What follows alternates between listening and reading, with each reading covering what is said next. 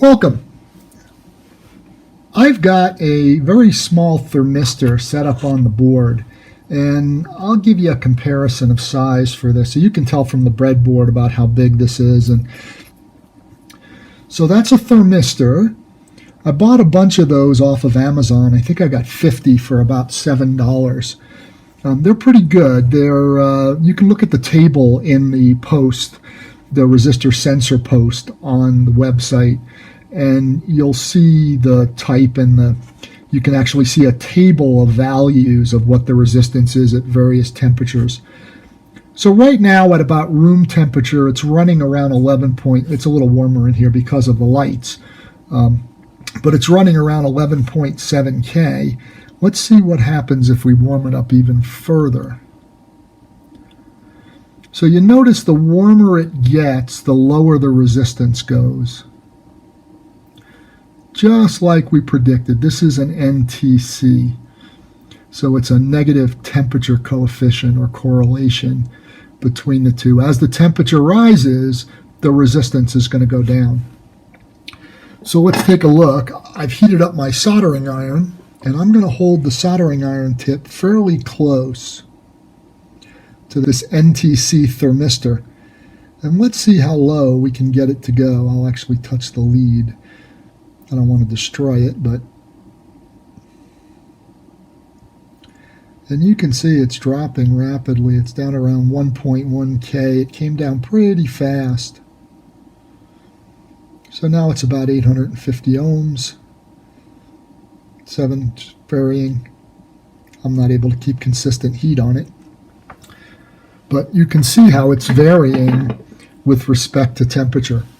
And we'll let it cool down.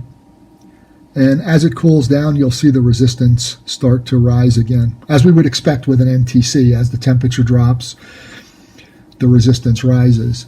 And exactly the opposite for a PTC type thermistor. As the temperature drops, the resistance will actually rise. So these are very useful, these small ones, because you could actually solder this to a long probe, and then you would be able to place the thermistor in a location where you couldn't necessarily reach with your hand, or where it was a little too warm to reach with your hand, and as a result, you'd be able to measure the temperature. Let's take a look at this photoresistor and see how it responds to light. So remember, it's a resistor, so we're going to use the ohm meter to test it. And I'll just stick it on the board here so that it's in a convenient location. And it's in a pretty bright spot. I've got the photo lights on, and we got about 512 ohms, or 500 ohms or so.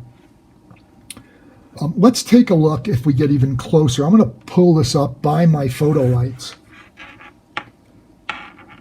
And the closer I get to the photo lights, the lower the resistance goes. So, you know, full on, this is these are pretty bright lights. There's a couple of 100 watts there of light, and we're coming in at about 118, 119 ohms. So let's place it back on the board, and let's cover it completely to put it into full darkness.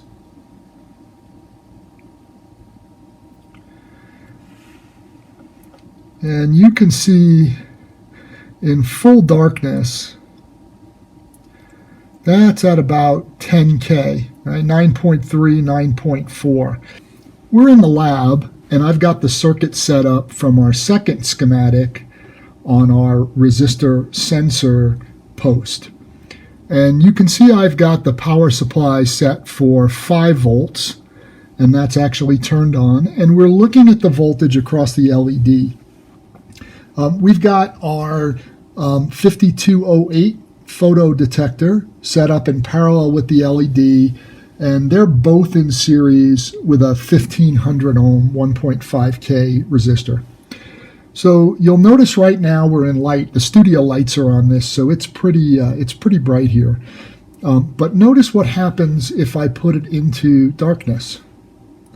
And you should be able to see the LED lighting up, and you'll notice that the voltage across the LED jumps to about 2.6 volts, which is consistent with what I told you. we're going to have something, some difference, because the diode doesn't act exactly like a resistor, right? And then also, that 1500 ohm resistor is sucking up a lot of the voltage drop as the current picks up. And if I take my finger back off and it goes back to light, and you'll see even if we just get partial, you can see it kind of flickering as I hover my finger near it. And you can see when it's in bright mode, it's about 1.3 volts across the LED and the photoresistor. So if the LED has 1.3 volts, where's the rest? You got it. It's across the dropping resistor, and that would be about 3.7 volts.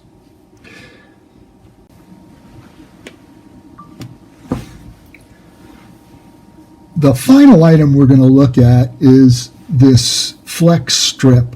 It's a resistive element whose resistance changes as it flexes. So the flex only works in one direction. So I want to be careful with this because it is very fragile.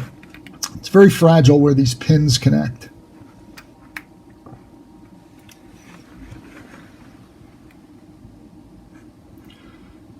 Yeah. Okay, so I put the ohm meter leads on, and you can see it's currently reading around 25K. Now the flex only works in one direction, so if we were to flex it this way, very little change. Right? But watch what happens when I flex it the other way. And so now if I flex it this way, I'll hold it sideways so you can see how much of a bend I'm giving it.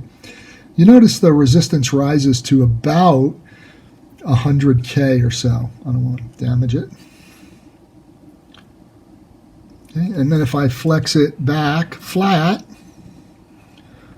the resistance goes back to the base value of about 25K. I got a little bit extra flex there, but there we go. So the base value is about 25K, and you can kind of see that.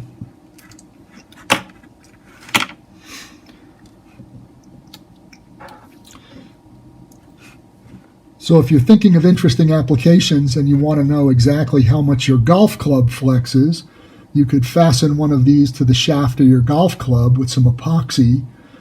I'd pick an old club, by the way, and then add a little electronic box to record the values, the resistance values, and you'd be able to tell how much flex you're getting during your swing. Well, that's it for this lab segment. I hope you enjoyed that and come up with some good projects that you can use these types of sensors in. Until next time, cheers.